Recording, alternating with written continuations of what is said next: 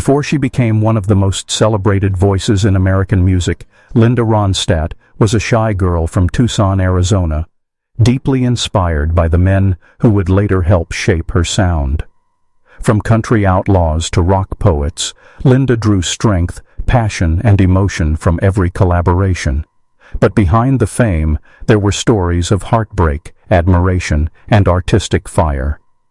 Today, we look at the men who truly inspired Linda Ronstadt's music and changed her life forever.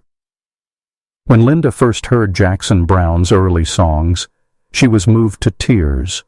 His poetic honesty reminded her of the wide Arizona skies she grew up under, endless, emotional, and real. Jackson was young, sensitive, and searching for his place in the music world. Linda saw in him a reflection of her own beginnings. She covered his songs before he was even famous, giving them wings. In return, Jackson Browne called her the best interpreter of emotion he'd ever known.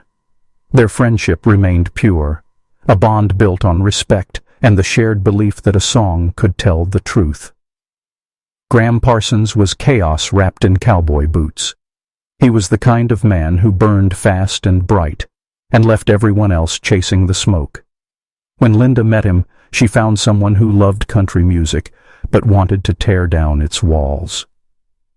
Gram introduced her to the sound that became her signature, a blend of rock, soul, and twang. Linda once said that Gram showed her how to be fearless in country music. Though his life ended tragically young, his influence never left her. He taught her that country could be poetic, rebellious, and full of heart. Neil Young's fragile voice and haunting melodies drew Linda in instantly. There was something lonely and pure about his music, something she deeply understood. Linda and Neil crossed paths often in Los Angeles, and she admired how he followed no rules. When she sang his songs like "A Love Is a Rose" and "Birds," she didn't just cover them, she lived inside them. Neil once said, "Linda could take my songs and make them sound like they were always hers." That quiet respect between them became one of the most touching friendships in rock's golden era. Before the Eagles soared, Don Henley played drums for Linda Ronstadt's touring band. She was already a star, but she treated him like an equal. Don admired her perfectionism, her drive to get every note right. Linda, in turn, loved Don's voice and poetic writing.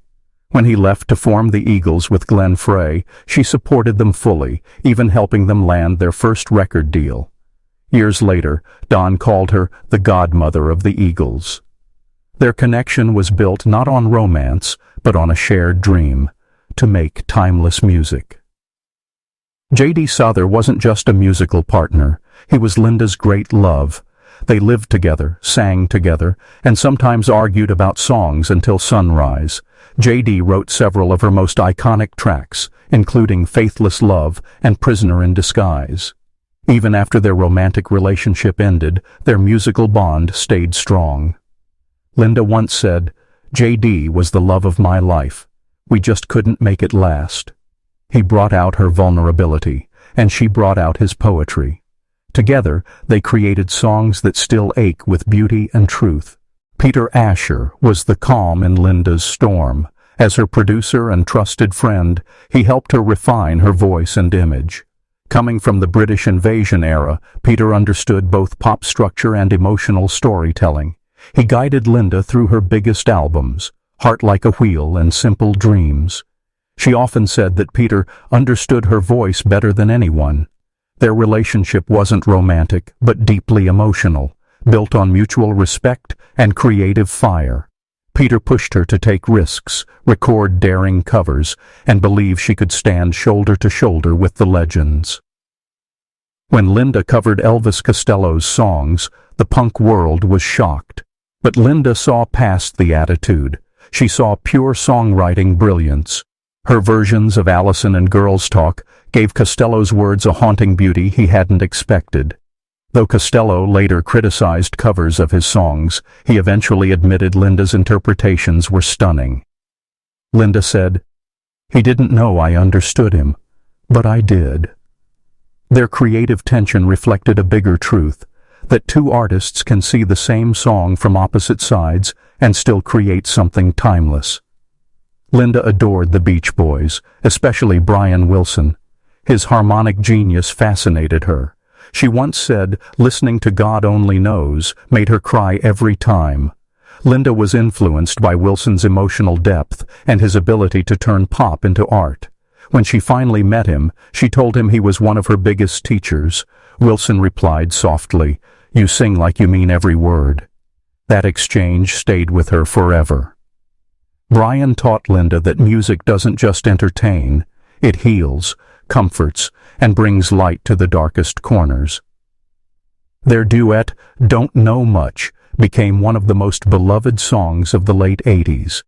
But behind the success was a friendship built on admiration and trust. Linda said Aaron's voice came straight from Heat, then.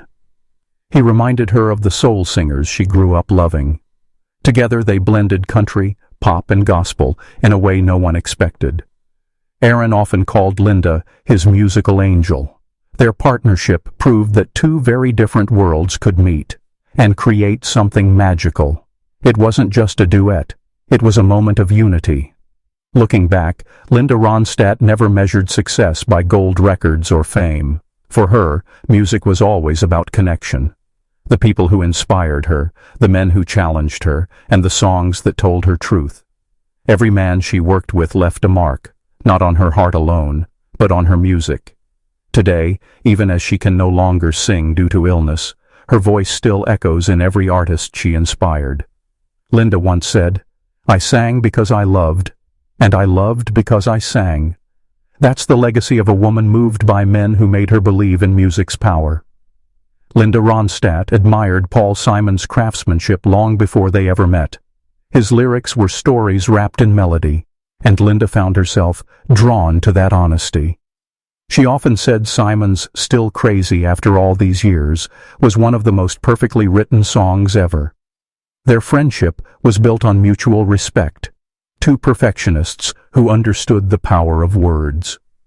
Paul once told her, "You sing like you've lived 1,000 lives." Linda laughed, replying, "I've just loved 1,000 ways."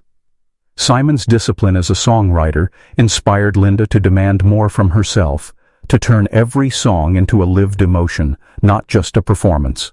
Lowell George of Little Feat was one of Linda's favorite collaborators, a musician with soul, humor, and a touch of madness. His slide guitar and funky rhythms matched Linda's powerful voice in unexpected ways. They shared an energy that made every studio session feel alive. Linda often called Lowell a genius who burned too fast. He helped her explore blues and funk influences, expanding her sound beyond the California rock scene. When he passed away in 1979, Linda was heartbroken. She said, "Lowell showed me that groove is just as emotional as melody." His influence lived on in her later work. Before he became a global rock icon, Glenn Frey was just another hungry musician in Linda's band. She saw potential in him, his determination, his knack for harmony, his drive to lead. Linda encouraged him to follow his instincts, even if it meant leaving her group. When Glenn and Don Henley formed the Eagles, Linda proudly cheered from the sidelines. Years later, Glenn thanked her publicly, saying, "Without Linda, there might never have been an Eagles." She had always known he'd fly. That faith, quiet and unwavering, became one of the greatest gifts she ever gave. Linda Ronstadt never recorded many Bob Dylan songs, but his influence ran deep in her music. She studied his phrasing, his lyrical freedom, and his emotional truth. Dylan represented everything she loved about American songwriting, fearless, flawed, and poetic. She once said, "Dylan taught me that imperfection can be beauty." Linda admired how he made every word sound personal, even when it wasn't. She brought that same truth to her own performances. Though they weren't close friends, his shadow loomed over her artistry. A reminder that music isn't about perfection, it's about feeling. Long before she sang on any stage, Linda's first hero was her father, Gilbert. He wasn't famous, but he had the most beautiful, baritone voice she'd ever heard. He sang old Mexican songs around the house, filling their home with warmth and tradition. Linda said, "My father taught me how to feel a song, not just sing it."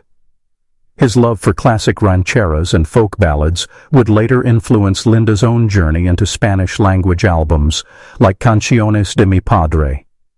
That album, inspired by him, became one of the most personal achievements of her life. For Linda, Gilbert Ronstadt wasn't just her father, he was her first musical muse.